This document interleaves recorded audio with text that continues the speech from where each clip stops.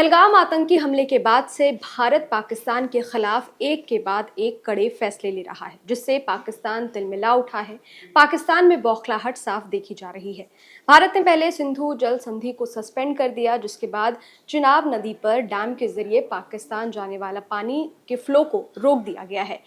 पाकिस्तान इससे बौखलाया हुआ है। पाकिस्तान में डर का माहौल है और पाकिस्तान बूंद बूंद पानी को तरसेगा। इस मामले पर क्या कुछ अपडेट है, पाकिस्तान से क्या कुछ रिएक्शन आ रहे हैं, इस पर आज हम बात करेंगे। मेरे साथ आज न्यूज़ रूम लाइव में जुड़ी हुई हैं लक्ष्मी उपाध्याय। मैम, आपका बहुत बहुत स्वागत है। भारत ने पाकिस्तान के खिलाफ एक और एक्शन लिया और चिनाब नदी के पानी को फ्लो को जो है भारत अब कंट्रोल कर रहा है। जैसे कि पाकिस्तान में जो नदी है वो अब नाले बन गए, पानी सूखा हुआ है, वहाँ की तस्वीरें सामने आ रही है। लोग सेल्फी डाल रहे हैं कि देखो भारत के एक्शन के बाद पाकिस्तान में क्या कुछ माहौल है। बिल्कुल ठीक कहा आपने। देखिए, पिछले 11 दिनों में भारत की ओर से 11 स्ट्राइक की गई हैं। हालांकि ना तोपों का मुंह मोड़ा गया, ना सैन्य कार्रवाई की गई, लेकिन जो फैसले और जो एक्शन लिए गए भारत की ओर से, उनका बहुत बड़ा असर पाकिस्तान पर नजर आ रहा है। फिर वो चाहे सिंधु जल संधि को स्थगित करना हो, चाहे जो वीजा है पाकिस्तानियों का वो रद्द करना हो, पाकिस्तानियों को यहाँ से वापस भेजना हो, या फिर सैन्य कार्रवाई का डर पाकिस्तान को सता रहा हो, या फिर आर्थिक तौर पर एक बार फिर से पाकिस्तान को बिल्कुल कंगाल करने की भी तैयारी भारत की ओर से की जा रही है। एफएटीएफ में उसको फिर से इसी आतंकवाद के मुद्दे को उठाकर ग्रे सूची में डलवाने की भी मांग भारत कर सकता है।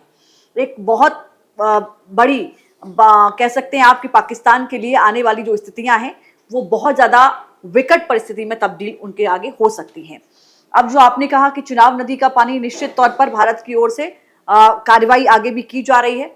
अब पाकिस्तान की ओर से गीदड़ भभकी पहले भी दी गई थी कि अगर पानी रुकेगा तो खून बहेगा, लेकिन भारत ने ये बता दिया है कि खून का जवाब हम पानी से भी दे सकते हैं। बिल्कुल। और भारत जो कि लगातार कहता रहा है खून और पानी एक साथ नहीं बह सकते, यहां भारत की ओर से ये मैसेज दे दिया गया है कि अगर आप खून बहाओगे तो भारत से पानी आपकी तरफ नहीं बह सकता। दूसरी ओर आप ये समझिए कि भारत से तो पाकिस्तान को डर सता ही रहा है, लेकिन बलूचिस्तान में जो आर्मी है, बीएलए जो है, उसकी ओर से जो है वो पाकिस्तान को टारगेट किया जा रहा है। बलूच आर्मी ने क्या किया है कि जो उस इलाके में चीन की ओर से और पाकिस्तान की ओर से जो निर्माण कार्य चल रहा था, जहां पर ट्रक पहुंच रहे थे, उन ट्रकों को टारगेट किया है, उनको आग के हवाले कर दिया है। कई सेना की गाड़ियों को टारगेट किया गया है, कई हाईवेज को बंद कर दिया गया है, कई चौकियों को कब्जा कर लिया गया है। तो बलूचिस्तान एक जो कार्रवाई कर रहा है उस पर भी पाकिस्तान घिरा हुआ है। भारत की कार्रवाई का डर लगातार पाकिस्तान को सता रहा है। वहां के मंत्री भी ये कह रहे हैं कि देखिए हमला तो होगा, भारत कब करेगा इसको लेकर नहीं कहा जा सकता, लेकिन भारत की तैयारी इस बार पूरी है। रक्षा मंत्री राजनाथ सिंह के आप बयान को देखें तो उन्होंने साफ शब्दों में दो टूक कह दिया है कि बदला वैसा ही होगा जैसा कि भारत चाहता है। बिल्कुल। तो इसका मतलब साफ है कि तैयारी पूरी है। आज भी बैठकों का दौर चलेगा, आज भी प्रधानमंत्री के साथ बैठक हो सकती है। इसमें रक्षा मंत्री, विदेश मंत्री और गृह मंत्री शामिल हो सकते हैं। आज बड़ा दिन इसलिए भी है क्योंकि एनआईए जो जांच कर रही है उसकी जो प्रारंभिक रिपोर्ट है वो भी आज आ सकती है। उसमें क्या कुछ खुलासे हो रहे हैं ये देखना होगा। बड़ी खबर इस वक्त जो मैं आपको बता दूं, अभी थोड़ी देर पहले ही जो अपडेट आया था वो ये था कि जम्मू कश्मीर में एक जगह आतंकियों का ठिकाना मिल गया है, वहां से कई चीजें बरामद हुई हैं। मैं ये भी अपडेट आपको दे दूं, थोड़ी देर पहले की ही अपडेट है। जो जांच आगे बढ़ रही है उसमें कई दस्तावेज भी वहां से बरामद हुए हैं, कई हथियार भी वहां से बरामद हुए हैं। तो ये भी आज की अपडेट है। एनआईए की जांच बढ़ रही है कि किस सुरंगों से, कहां से, किस इलाके से बॉर्डर को कैसे क्रॉस किया, यहां तक कैसे पहुंचे, और जो लोकल सपोर्ट को आपने देखा होगा। हालांकि अब तक जो है वो लोकल सपोर्ट का विरोध किया जाता रहा था कि लोकल सपोर्ट नहीं है, लेकिन इस बार फारूक अब्दुल्ला की ओर से साफ तौर पर यह कह दिया गया कि विदाउट लोकल सपोर्ट ये पॉसिबल नहीं है कि आतंकी यहां तक पहुंचे। बिल्कुल। तो जब कश्मीर की सियासत भी अब इस बात से अछूती नहीं है, इस बात को मानने से इनकार नहीं कर रही है, इस बात को समझने से परे नहीं है कि वहां पर लोकल सपोर्ट पर भी आपको कार्रवाई करनी पड़ेगी कि यहां तक तार जुड़े कैसे हैं। तो इस पर भी जो है वहां पर आपने कल देखा होगा कि फारूक अब्दुल्ला और महबूबा मुफ्ती आमने सामने आ गई। फारूक अब्दुल्ला ने कहा कि ये ऐसा पॉसिबल नहीं है, महबूबा मुफ्ती ने कहा कि नहीं, यहाँ के लोगों को टारगेट किया जा रहा है। तो ऐसा नहीं है। खबर ये भी है, एक अपडेट मैं अदिति आपको ये भी दे दूं कि जिन आतंकियों ने हमला किया उन्होंने वहां पर जो पर्यटक पहुंचे हुए थे उनसे बहुत फ्रेंडली बिहेव किया। काफी दिन से वो उनको लगातार घुमा रहे थे, एक रेस्टोरेंट भी लेकर गए, कई जगह उनको घुमाया ताकि उनको कॉन्फिडेंस में लिया जा सके। और 4 जगह की रेकी की गई।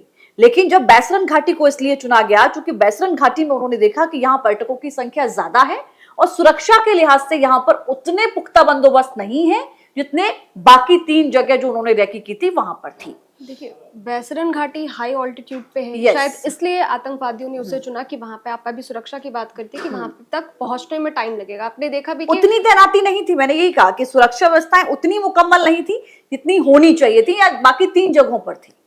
रेस्क्यू ऑपरेशन भी हेलीकॉप्टर के जरिए किया गया। अभी आप बता रही थी कि लोकल्स का वहां पे लोकल्स का सपोर्ट मिला, तब आतंकियों ने ये आतंकी कई लोकल आतंकियों के देखा होगा आपने, घर ध्वस्त किए गए आईडी से। तो ये एक खबर कल आई थी सामने, जिस इस आतंकी हमले में शुभम द्विवेदी ने अपनी जान गंवाई। तो उनकी पत्नी ने भी ये बयान दिया कि आतंकवादी जीन्स पहन के आए थे।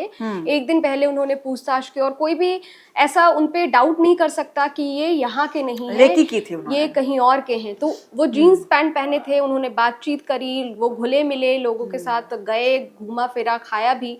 और शुभम द्विवेदी की पत्नी ने यह दावा किया है कि आतंकवादियों के पास हथियार थे नहीं, उन्हें बाद में मुहैया कराए गए, उन्हें बाद में वो हथियार दिए गए। तो ये भी जांच का विषय है कि आखिर उन आतंकवादियों के पास हथियार पहुंचे कैसे। दूसरी चीज, अभी आप बलूचिस्तान की बात कर रही थी। पाकिस्तान भारत को आंख दिखा रहा है कि वो भारत पर परमाणु हमला करेगा। दूसरी तरफ बलूचिस्तान में पाकिस्तान घिरा हुआ है। बलूच आर्मी पाकिस्तान को मजा चखा रही है, उसे मुंह की खानी पड़ रही है पाकिस्तान को बलूच आर्मी से। और पाकिस्तान में मास रेजिग्नेशन हो रहा है। वहाँ की जो आर्मी है, वहाँ से जो सैनिक हैं उनके, वो भारत और पाकिस्तान युद्ध आशंका के बीच रिजाइन दे रहे हैं। बिल्कुल ठीक कहा आपने। वहाँ की आर्मी को ये पता है, देखिए, कि किस तरीके के हालात अगर भारत की ओर से एक्शन लिया जाता है तो बन सकते हैं। ऐसे में जो मैं अपडेट दे रही थी उसको मैं क्लियर करना चाहूंगी कि जो अपडेट यही है कि जम्मू कश्मीर के पुंछ में आतंकी ठिकाना मिला है। 5 आईडी वायरलेस सेट बरामद हुए हैं।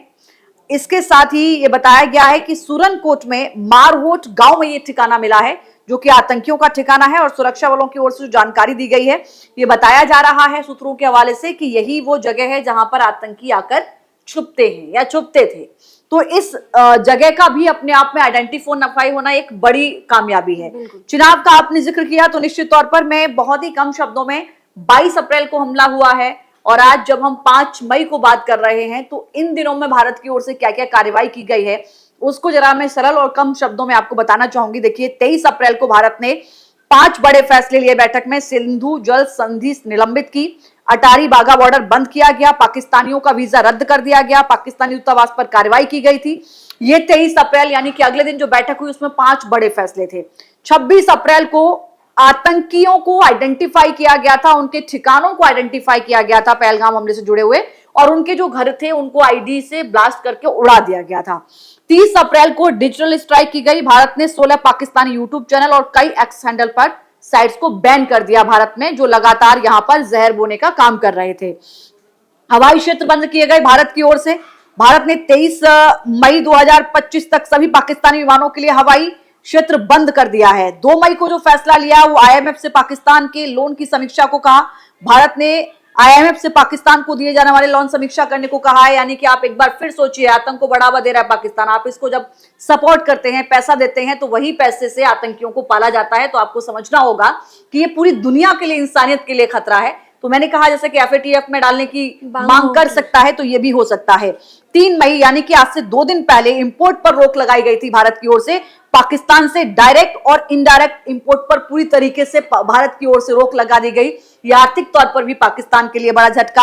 आज से अगर हम एक दिन पहले 4 मई की बात कर रहे हैं तो भारत ने चिनाब नदी का पानी रोका है। जम्मू के रामबन में बने बागलिहार बांध के सारे गेटों को बंद कर दिया गया है। यहां से एक बूंद पानी आगे नहीं जाएगा। चिनाब का पानी पूरी तरीके से रोक दिया गया है। तो इन 11 दिनों में जो आप देख रहे हैं वो बेशक जो है वो मिसाइलों का मुंह ना मोड़ा गया हो, सैन्य कार्रवाई ना की गई हो, लेकिन जो एक्शन, जो फैसले भारत ने लिए हैं उसका असर पाकिस्तान पर निश्चित तौर पर दिखाई दे रहा है। दीदी, देखिए, पाकिस्तान भारत के इन फैसलों से बौखलाया हुआ है, डरा हुआ है। पाकिस्तान के राष्ट्रपति ने आज इमरजेंसी मीटिंग बुलाई है शाम 5 बजे, और इस मीटिंग से ये समझ में आ रहा है कि जिस तरीके से आधी रात को पाकिस्तान फैसले ले रहा है भारत के एक्शन से, उसमें कितना ज्यादा खौफ है, कितना ज्यादा पाकिस्तान डरा हुआ है। तो पाकिस्तान इस बार बचने वाला नहीं है। भारत पाकिस्तान पर और एक्शन लेगा और पाकिस्तान को नक्शे से मिटाया जाएगा। आपका बहुत बहुत शुक्रिया हमारे साथ जुड़ने के लिए। ये वीडियो आपको कैसा लगा, इस वीडियो पर आपकी क्या राय है, हमें कमेंट बॉक्स में जरूर बताइएगा। बाकी देश और दुनिया की तमाम खबरों के लिए देखते रहिए न्यूज नेशन, मेरे यानी अदिति शाह के साथ। शुक्रिया। न्यूज नेशन अब व्हाट्सएप पर खबरों की ताजा अपडेट के लिए न्यूज नेशन के इस QR कोड को स्कैन करें।